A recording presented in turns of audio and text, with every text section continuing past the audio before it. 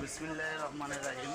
বহুদিন পর জাহিদুল মামার দোকানের সামনে আসলাম গোস্ত কেনার জন্য। দেখি আল্লাহ তাআলা যদি রেজেকে থই পাবো।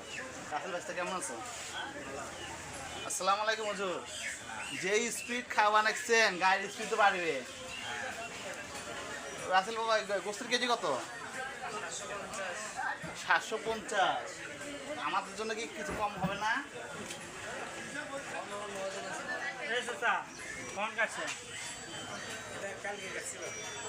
আর ষাটি গোস্ত 350, 750 আর 350। বাবারে,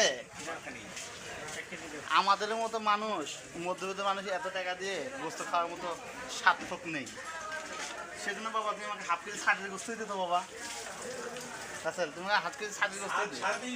হ্যাঁ হ্যাঁ, তুমি হাফ কেজি ষাটের গোস্তই দে।